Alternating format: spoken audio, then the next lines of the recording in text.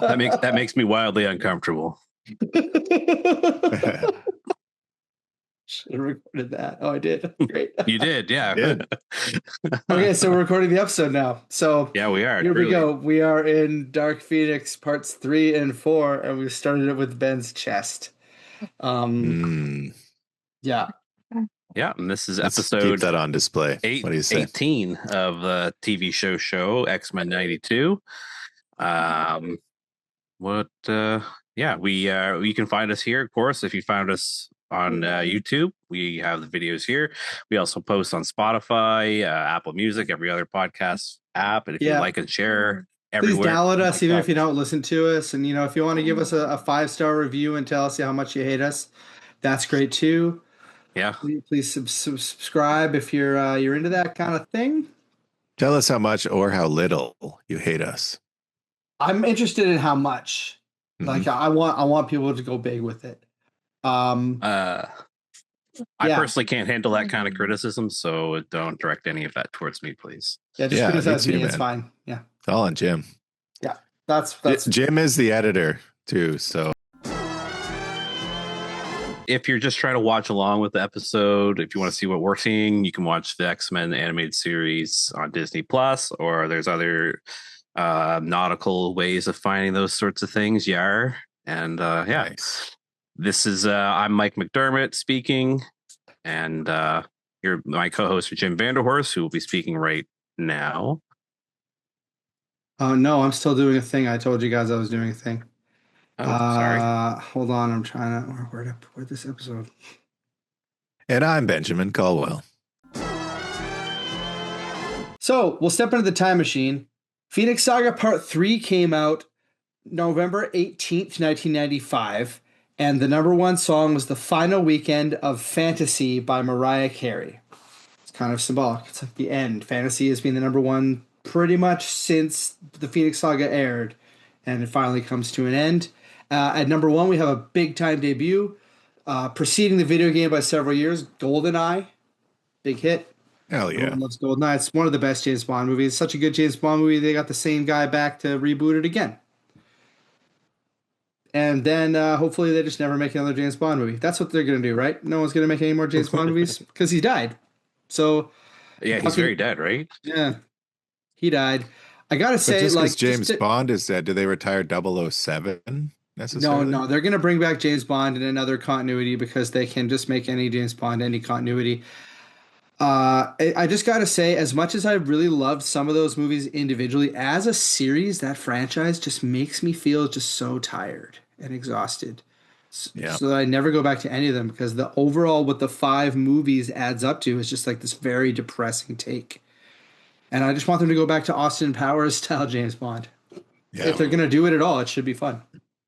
Or like Woody Allen style. No. Just no. You're gonna shut that right to not gonna yes and that bullshit. No, but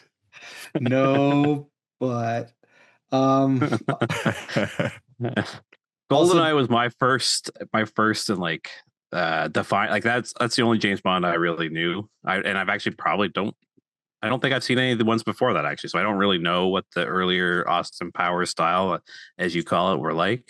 Wow, really? I'm familiar with those. We covered The Man with the Golden Gun in our other podcast, The Parallax Review. Yeah, that's an interesting movie to watch, and then check out our podcast about it. I sadly have seen all of the James Bond movies more than one time, except for the latest one, which is I think the last couple of Daniel Craig movies I didn't watch more than once, but because I only had a couple channels growing up as a kid, and TBS was one of those channels for some reason. So we had the James Bond movies and like the Godzilla movies every Christmas and in the summer. They just loop the whole series every time. So it was just a thing that out of lack of other options, I was exposed to a lot as a child. So yeah, I really know them inside and out. I don't really love them. There's a couple that I think are really fun, especially like the ones that Austin Powers directly parodies, like You Only Live Twice and Goldfinger. The Man with the Golden Gun, one of the plot points is that he has a third nipple. Yeah, that's kind of James Bond. That can't be it. No, it's very true. It's a big thing in the movie. I I feel like Dennis Villeneuve is such a weird choice for it. Like it's to make it so much more serious. He's not going to make it. I don't think he's going to have enough fun with it. I just think he's the wrong choice for it, unless he somehow pulls out this sense of humor that he's been hiding this whole time, which I'm open to. Yeah, he seems like a very he just seems like such a serious guy. Like for his Mm. like his movies are always so serious. So I don't know. I'm with you. I don't know if I'm looking forward to that take on. I'm sure it'll be a good movie, maybe, but like Yeah, like I know that feels like Nolan was the first choice, and I think that would have worked better. I think he's just a little bit more of a boy at heart. You know what I'm mhm. saying? Yeah. Yeah, I get that. I can grasp what his take Also, on it like would have been. if we start to see Denny Villeneuve's sense of humor, wouldn't that be French Canadian, the worst type of sense of humor? Yeah, I'm a little afraid of that too. It'll be all It's just like pranks just out for in laughs, public. gags. Exactly. Yeah, Yeah. it'll just be like, oh, you walked into this porta potty. Now you're in an office. James Oops. Which Bond just actually playing would, very physical pranks on people the whole yeah, time. I Yeah. love it. that would actually pull a lot of that Austin Powers vibe. So maybe it could work. Just Uh, pour here. Je uh, suis bon. Jambon. It sounds like ham. Jambon. Jambon. so He could be a Cajun. also debuting in theaters were The American President with Michael Douglas, the Rob Reiner movie that basically Aaron Sorkin's whole career was spent out of the like liner notes, things that were cut out of the American President script became The West Wing. Hmm. Oh, interesting. Yeah. It Takes Two, one of the theatrical Olsen twins movie hits, Right. I think. I'm not going to click on it to look up. I think from memory that that's what it is. Um, then the following week we had another heavy hitter. When part 4 comes out, we get Toy Story. Oh Oh, shit. damn. Changed the movie industry, right? What a big period of movies coming out. Like we had Ace Ventura, Goldeneye, Toy Story. A Nuts. lot of variety. Not all Yeah, just superhero tons of variety. movies. Yeah, like Martin Scorsese also releases Casino today. Yeah. Yeah, that's Oh, a really? modest hit. Cinema. Yeah. Money Train, the Wesley and Woody reunion movie comes out. I recently watched that. It's pretty fun. It's a Christmas movie, so you can watch it at Christmas. Hell Technically. yeah. Nick of didn't- Time also comes out. That's like an underrated Johnny Depp crime movie. Yeah, I remember that one. Yeah. Yeah, I've never seen it actually, but I've heard really good things. But I'm It's just back thinking, when they made movies for adults, you know? yeah, like all of these movies that are coming out are for grown-up audiences, except for Toy Story, which is very much like, boom, kids have one thing to go to, which is also better, right? And the market gets so split these days. Toy These Story's kids' movies great. coming out that get lost in the shuffle, even though they're really good. It's one of the ones that started the like little inside jokes for the adults, maybe. I feel like there's a couple of those in there. Maybe that was Shrek that did that. But like what's crazy to me about Toy Story is that Randy Newman was the guy that did the soundtrack and like wrote that beautiful song that everyone loves. But like that guy did some crazy stuff in the 70s. If anyone has not checked out Randy Newman's stuff from the 70s, it's great. I'm It's wild. oblivious, yeah. I didn't Oh, know. dude. Oh. Short People. You ever heard that song? Short Nope. people got no reason to live. Like, yeah. What? Fucking brutal. He's so fucking funny. He had a whole album about the slave trade, and it's called like Sail Away. And it's like, sail away. Like it's like really soulful, and he sings about like, you know, you'll get like free fried chicken and watermelon if you come with me on this ship kind of thing. Like it's fucking wild. Really a wild album. Really like beautifully made and mastered and well done. But he was just a wild guy. Like he was one of those singer-songwriters that would just like say whatever was on his mind. And one of the greatest, one of the goats, Randy Newman. You got a friend in me, you know? Like fuck, it's like what came before that, and to have that be his like thing that everyone remembers him for, amazing. Wow. Just, Yeah. yeah. Yeah, it's like how Cosby spent 40 years being a wholesome dude, and now he's only really known for roofies. This is the inverted Cosby. Yeah, he's the anti-Cosby. Okay, let's get on with the episodes here. Let's get to this All stuff. right. We have So, not talked about it at all, Scott? but I really like this story a lot. The Dark Phoenix Part 3. The Dark Phoenix. Cyclops stares in horror at what was Jean Grey, but is now the Dark Phoenix. For a moment, Jean reappears as she calls out to Scott, but the Phoenix Force retakes control. And despite their best efforts, the X-Men are easily overpowered and thrown around Central Park before it chooses to spare them and take its leave. Scott figures Jean must have had something to do with them not being reduced to ashes by the Dark Phoenix. Yeah, I love that Wolverine gets thrown into a bunch of ducks. We get a nice little Rogan Gambit scene there. Mhm. Yeah, she just quickly dispatches the X-Men, does what it's supposed to do. Yeah, and then in deep space, the Shi'ar battleship is patrolling the Debari star system when they spot the Dark Phoenix as she plunges into the system's star, feeding on the star's energy to recover her own strength. When the Dark Phoenix exits the star, it goes supernova and wipes out the star system. The battleship tries to attack her, which is like a very bold, like they see this thing take down a star and a star system, and then they think, we got to do something. We got to step in here. Like, Yeah. I don't know what I remember thinking that I didn't know what they thought they were going to accomplish. But she shears Yeah. off.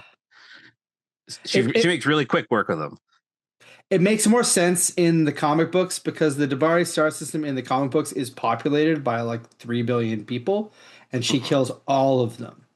So it's a huge moment where she like kills all these people. The Dark Phoenix movie kind of does this by the Dark Phoenix movie includes the Debari people as its villains, saying that they're survivors from when the Phoenix killed the Debari star system. But it Oh. circumvents the whole Jean drama by saying the Phoenix did this before it ever came to bond with Jean.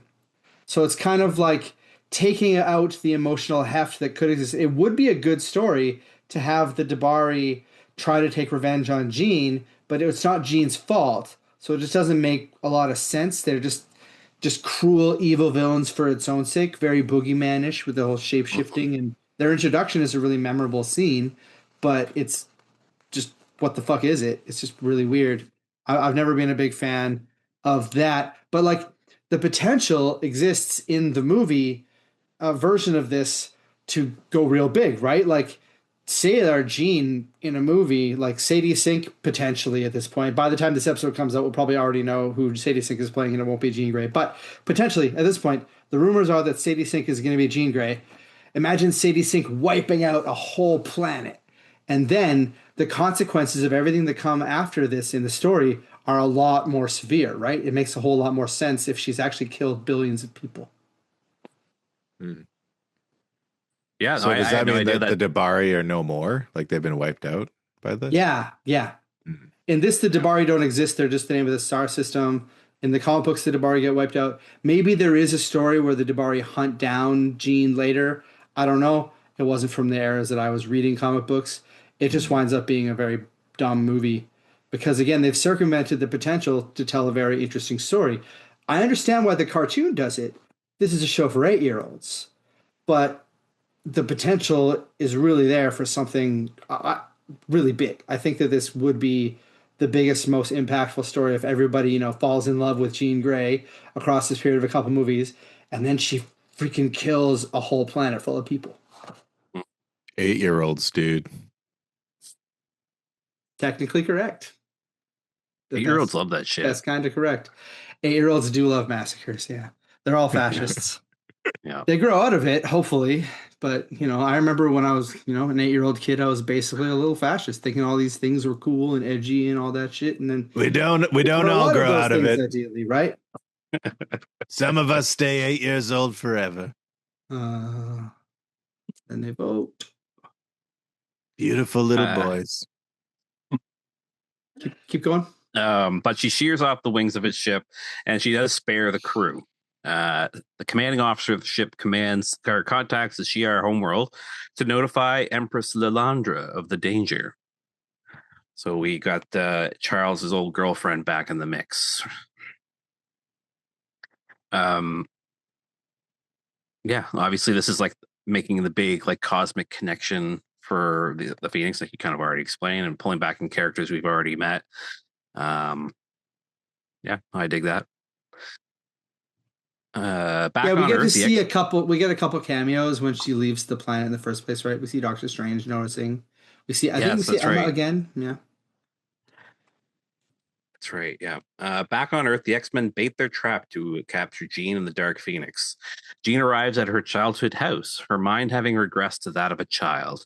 She sees what she believes to be her father's car pulling into the driveway, but it is a decoy, allowing Gambit a chance to slip Beast's mind-controlling headband onto Jean. But the efforts fail. Um, Jean's childhood seems to play in like every adaptation of the Phoenix stuff has always They seemed to do this like, every time. Yeah, the yeah, they scene where do it she goes every to her, time. it's always a cul-de-sac. There's always a fake out with her dad. In the Dark Phoenix movie, they made her dad a real bastard, a bad person, and he was crap. In the in The Last Stand, it's in the beginning and the end of the movie. Like we're introduced to that cul-de-sac. So it's like they really like understood that the visual language of the Dark Phoenix story is important to it. They just skipped the cool parts. They're just like, hey, here's the parts that are not as good. They didn't even do the freaking inner circle in either version. It's true. Yeah. I just remember the original one they did in Last Stand. I remember having an admittedly kind of cool scene where she kills Charles and like disintegrates his face or something like that. I can remember. Oh, she makes them Uh, explode completely. I'd never seen right. anything like it. It looks decent, I guess.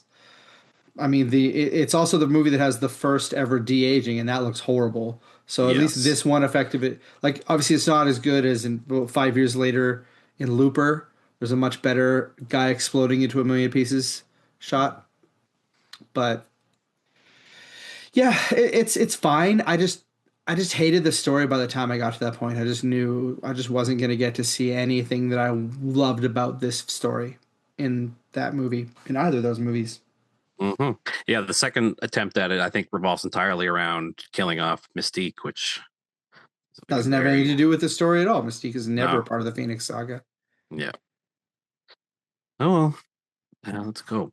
So the Dark Phoenix reasserts control and destroys the headband and overpowers the X-Men again before turning her attention to Professor X.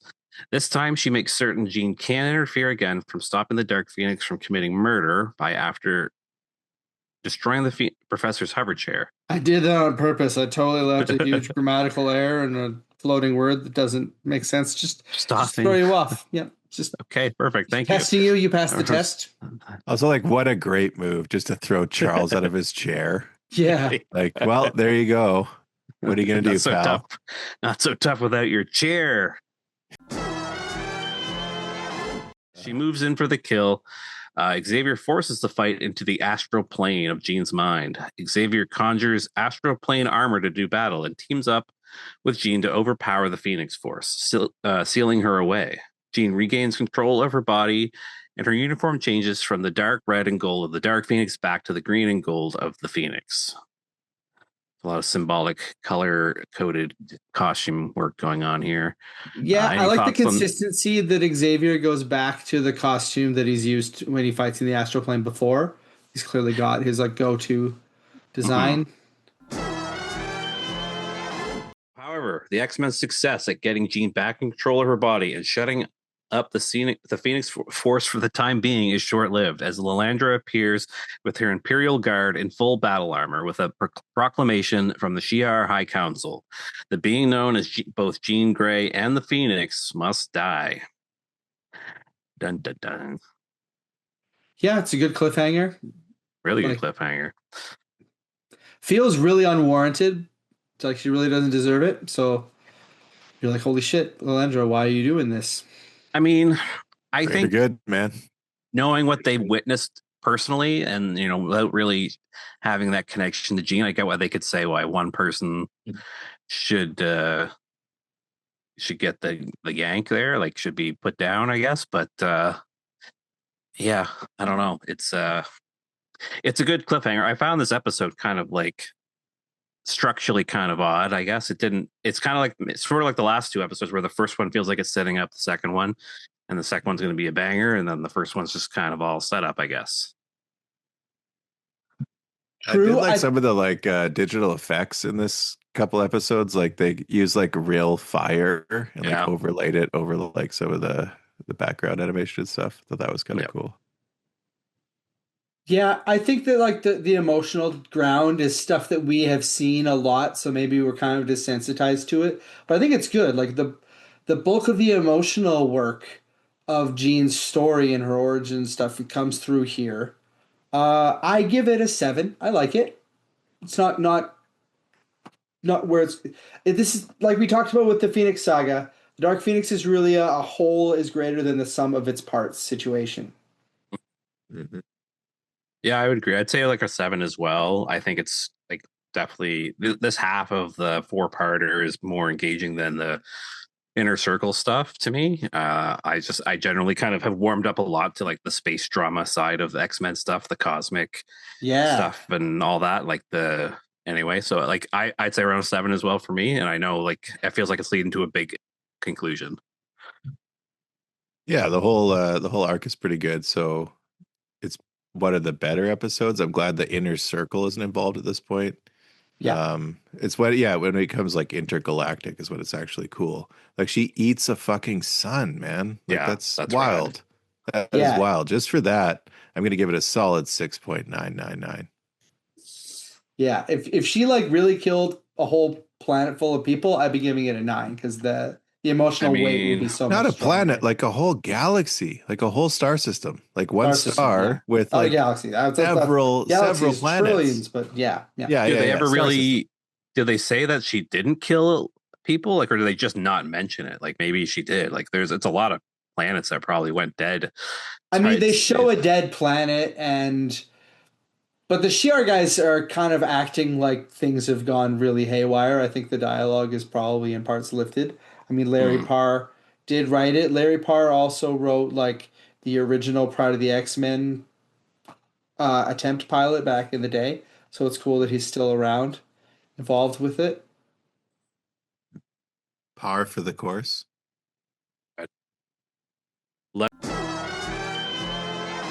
Now we're on to Dark Phoenix Saga Part 4, The Fate of the Phoenix. The X-Men are shocked that Empress Lalandra has declared that Jean must perish, as she has become the Dark Phoenix, destroyer of legend, and cites the Dispari's star system's destruction as reason that Jean must be executed for the good of all.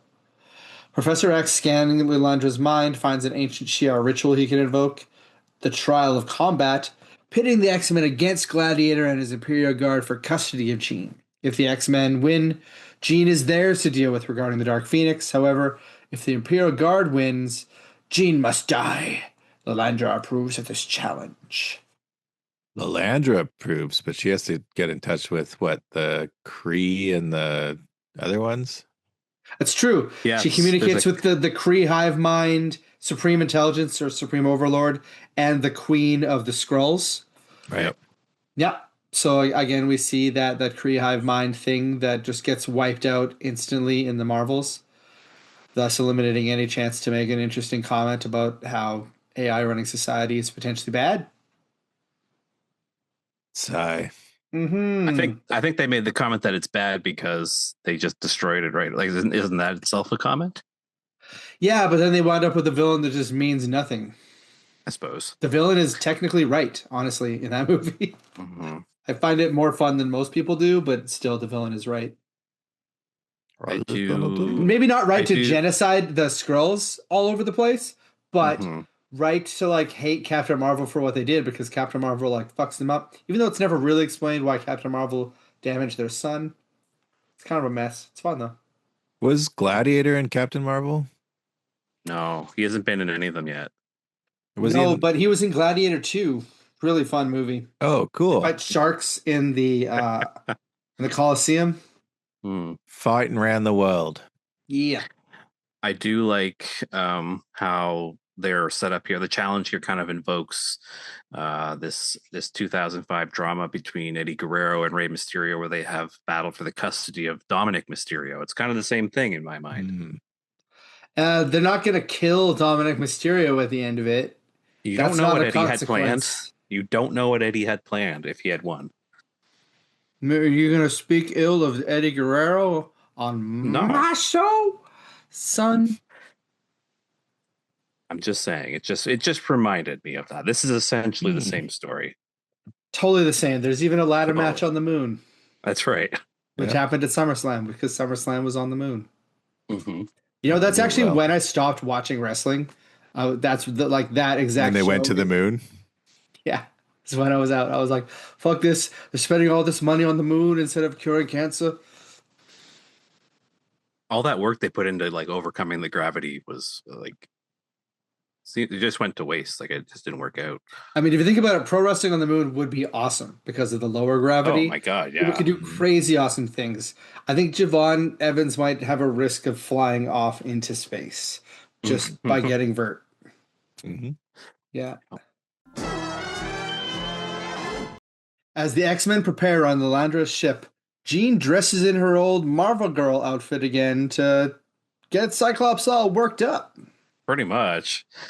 right? Like it's Is that like the actual outfit it's from the comics? yeah, it's something Yeah. she does in the comic book story is she starts to wear her original Marvel Girl outfit for the final battle on the moon. Hmm. Not sure what it's about. I feel like they probably couldn't get away with this in the movie because it would just be like a change of outfit into an outfit that shows more skin. So I don't know if we'll see that again, but I don't know. It's kind of fun, I guess. Maybe if it like people that were reading this comic book had nostalgia for the character going back like 15 years at this point, right? So there was this sense of like this is honestly one of the first times a character does a thing like this in fiction that I can think of actually, like where they go back to an older look to harken back and like key in on the emotions for it. So Which is maybe probably maybe it's cool. kind of like I think you're forgetting the Iliad. Follow that up. Make that clear to me, Ajax. Well, in the Iliad, they have to put on their old uniforms after the sirens attack them. I'm pretty sure because they get wrecked. That's the Odyssey. Yep, I tried.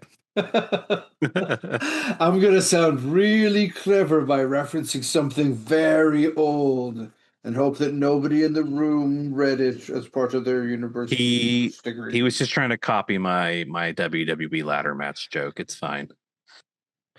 It's the same reference ultimately. It's like Yeah. the insert Jenna Fisher with it's the same image Yep. Mhm. side by side, Homer and pro wrestling. Homer This does Simpson. make me think of like the probably one of the hardest the problems with adapting the story is that, you know, especially in a movie, like you can't really do it justice unless you do have that long history. Like they'll never have the patience to like let a Jean Grey story like bubble over 15 years to get that backstory where that kind of moment hits in a movie. Like to do it in a cartoon show, we've only really seen Jean for you know, a season when she becomes the Phoenix, which is nothing compared to what it was in the comics, I would assume. So I mean, and the movies like the same, it's the same thing. They only lasted 2 movies before they introduced it. yeah, they went to it way too fast. I realized Yeah. that Singer had hinted it in the second movie. So I get that Cena's set up that they were going to go down to the Phoenix Road, but you don't need to then do the whole Phoenix Saga in one movie. The Phoenix Mm-hmm. Saga inherently allows for at least 2 movies. Mm-hmm. I don't know why they rush to the Dark Phoenix Saga every time when the joy of it is going to be like you have that first Phoenix Saga Star Wars adventure, and general audiences will just think that's it. They won't know that the Dark Phoenix is coming, even though people talk about it I a little mean, bit. they will now. It's too bad the audience isn't Wolverine because they would wait for Jean. Gene. Jean. Anyway, I think we'll see Jean get introduced, like a new Jean be introduced soon, maybe even in one of these Avengers movies, because like there's no Famke Janssen in it. She seems really busy. Like I genuinely think she's not in this new one. I think they do want to. They probably are building a new Jean from the beginning so that the Phoenix Saga means a lot when they do it, right?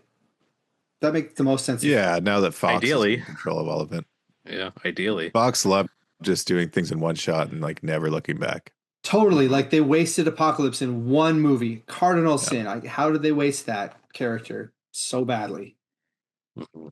Yeah. Then they took way too long setting up Mr. Sinister, and we didn't wind up getting one. Mhm. The happy medium is probably in the MCU's pacing, honestly.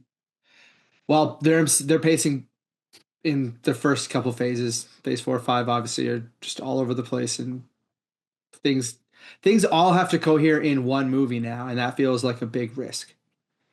Like I don't know if they're capable of pulling it off. Check out Eternals 2.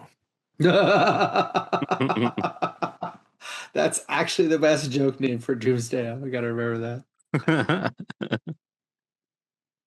Okay.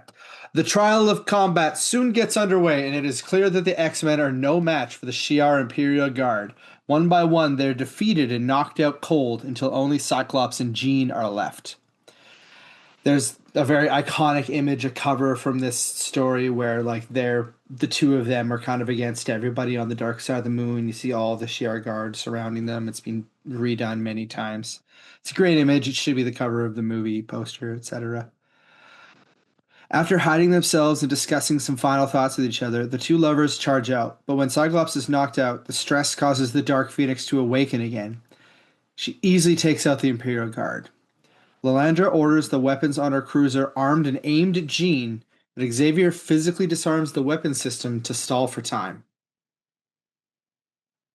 Yeah, the scene with Xavier and Lilandra walking together was pretty cool. Yeah, like the stakes are so high, and that yet the characters have a very good reason to be having a calm conversation between each other, which is good. So many times this stories force a conversation like this, and it doesn't work as well. But here it's very earned. I really appreciate it. I think they're just both really like reasonable people. You know, like both really understand the stakes, but also like understand that there's no reason to get all worked up. Mm-hmm. Well, they want to be reasonable. We'll learn more later. Both of these characters will develop. We'll say that. Yeah. The heroes team up to drop a huge slab of stone debris on the Dark Phoenix, which allows Jean to regain control. She realizes Dark Phoenix is too dangerous to live, and she must die for the good of everyone. Jean returns to a clearing where, after physically restoring Lilandra's weapons to full power, she braces herself. Lilandra fires the main cannon, and the Dark Phoenix is engulfed in the beam, taking the full brunt of it as Cyclops watches helplessly. Lilandra is big time sad about having to kill Jean. Tears streaming down her face. Everyone loves Jean so much. It's so sad. I can't do it, Jeannie. It's amazing how much emotional attachment they build up to this character that doesn't really show a whole lot of personality. But like ever since this, when I was a kid, I had this emotional attachment to this character because all this stuff that happens. It's so unfair to her. Yeah. I mean, they're all beautiful though. Like I feel like I had more of a connection to Jean Grey when I was a kid than I did to, Rogue or Jean Grey or anything. Now Rogue's my favorite, I think. Yeah. Just as an adult, you can relate to things that happen more. Plus, I dated a girl that had the hair thing once, and nice. It worked. It's a good look. Nice. Except for every time she touched you without gloves on. Okay, Lilandra and Xavier join the X-Men at the crater where Jean perished. Cyclops and Wolverine are ready to tear Lilandra apart for murdering Jean. The Phoenix Force emerges, having been restored to its original kind of like androgynous celestial guardian self, detached of personality thanks to Jean's sacrifice. She's purged all the darkness. All that evil and stuff came from its attachment to personality, I guess, the human experience. The Phoenix Force reveals that Jean can be revived, but at the cost of someone else giving up their life for hers. Cyclops and Wolverine both volunteer, but then she reveals that she was kind of Ben Kenobiing it, not really saying what she meant. Because everybody can give up a little bit of their life. And then you all have to donate your kidney. One of your kidneys. She's going to have like 7 kidneys. It'd be funny if at one point in X-Men 97, some character just dies of old age real fast. Suddenly they're like, oh yeah, you gave up your life. Yeah. You would have had. This is the consequence of that story. Yeah, you're dead now. Sorry, beast. I don't know. Taking off like an 1/8 of your life isn't that big of a deal. I would gladly give up an 1/8 of my life to save Jean Grey's life. Yeah. Wow. Wouldn't you?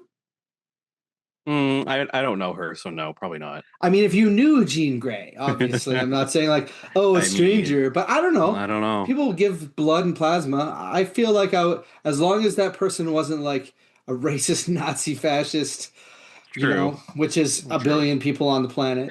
As long they as you kind want to of know one put of those them. people, I would give an eighth of my life to save them. That was a very high pressure situation to put them all into. Like maybe what if Gambit like just wasn't really feeling it, but like everyone else says yes, and he's just like, oh god damn it, yeah, me too. Roll the dice. You know Gambit gonna lose this one. Share. So the X-Men form a circle around Jean as the Phoenix Force sends a small orb of light through each of them to collect the flame of life, to then imbue that in Jean's body. The X-Men are then relieved that Jean is back and alive once more. Boom, everyone's happy. The Phoenix Force transports the X-Men back home, while Lalandra herself returns to her She-Ra homeworld after mentally saying goodbye to Xavier, hoping to see him again. Spoiler, she will. She's like, goodbye. You know? No, what? She said it mentally. I get it. But like this No is matter what getting it makes me happy that it happened. this isn't what happened in the comics, right? Like the ending was different, I think. Yeah, in the comics, she just died and stayed dead. And then years later, they kind of ruined it by having the Phoenix come and say that she'd actually like copied Jean Grey and left her body in the bay in New York in a cocoon for like 10 years, and it was found by the Fantastic Four of all people. And then they kind of get the original X-Men back together, and that's the original version of X Factor, and they're a government super team. And so Jean Grey kind of like didn't go through the Phoenix, and it was actually the Phoenix thinking it was Jean Grey experiencing all of this, which is a terrible retcon that people have tried to undo by making the Phoenix have a connection to Jean Grey anyway. Jean Grey then later bonded with the Phoenix again. Wolverine has to kill her, and then when she eventually comes back to life, it's because Not again. She eventually becomes part of the Phoenix, and it's just the Phoenix is the reason that she keeps coming back to life, which makes a whole lot more sense than like her being cloned. They kind of messed it up. The possibility exists to do the best version of this story on film, and that's part of why it sucks that they have blown it so drastically. Because the proper way to do this story is to just have Jean die and stay dead. Sorry, it is the best version of it. Mm-hmm. However, I mean, the name Phoenix does like imply that she should be able to resurrect Sure, herself you in could some resurrect her a movie or two later as just, the Phoenix resurrects her and does it. But that's how to do it. Don't say that she didn't experience all that stuff. Oh yeah, Don't no, say that I wasn't agree her. that. That was a I big agree. mistake, I feel. Yeah. The end of this episode felt like, oh, it was all just a dream. Right. It felt a little not Power Rangers, like Captain Planety, where they like, I don't know, they just all put their heart into one. It did feel a little like, yeah, like a TV council committee said she can't actually die, so you all have to figure something out. When your powers combine, I am Jean Grey. And I get Wolverine's probably pretty happy that part of him is inside Jean now. Yep. I put a little bit more in there than you, Cyclops. The part of me that's in her will keep regenerating, so eventually it'll all just be me. I'm going to fill her up, Bob. Jesus Christ. She turns into little Wolverine face when they're banging sometime, and Scott freaks out. Yes. There's actually some debate that in the sideburns. modern version of the comic books that Cyclops, Wolverine, and Jean are kind of in an unspoken threesome because they all have a base on like the moon or something, and their rooms are right next to each other and there's a door between them. Huh. Yeah, and she's like made out with him a bunch. There's been sex scenes and stuff, but it's always just like the text never really confirms what's happening. But there's an implication that is heavily debated in the fandom that like maybe Logan is now Jean's side piece. The implication. What about Cyclops and Logan? Do they ever, Oh, obviously, like no doubt. Yeah. Come on. Okay. Good. That's good. Definitely happening. Makes me happy. I'm going to top you, Bob. How do we feel about Phoenix Saga Part 4? Well, I thought it was a great episode, and I think it was, definitely the better of this whole saga. I thought, and I give this, contrary to what you may have thought I was going to say, a solid 9. Whew. Yeah.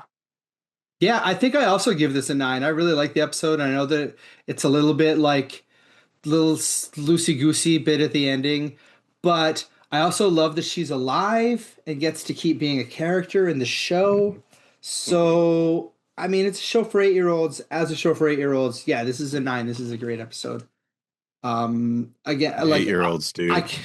I can give myself the mental like space that okay, she did just kill all the people, and that's why it's good. Yeah. Yep. Written by She Brooks deserved to Wachtel, die, but she didn't. who will write a bunch of really good episodes for the rest of the run too. Hell yeah. It's a sign of quality, Brooks Wachtel or Wachtel. I don't know how to pronounce it. The I think seal of approval. Wachtel. Maybe we'll get in touch with Larry Houston somehow, the guy who directed the whole show, and we can ask him how to pronounce all the names. I'm sure that's the most interesting thing you could do. That is what we will do with Larry Houston. Wolverine, is it? Wolverine. No, Wolverine. Wolverine. Oh. God damn it. Like Hermione. Like the exact pronunciation I was going to do. Free Palestine. Yeah. Yes, Free Palestine. From the punch dimension. What do you give it, Ben? 8.69. Yeah, that makes sense. That tracks. Yeah. Mm-hmm. Cool. All right. Okay. That's it for this week. We're doing Cold Comfort and Orphan's End on the next episode. Oh, yeah. And we will see you then.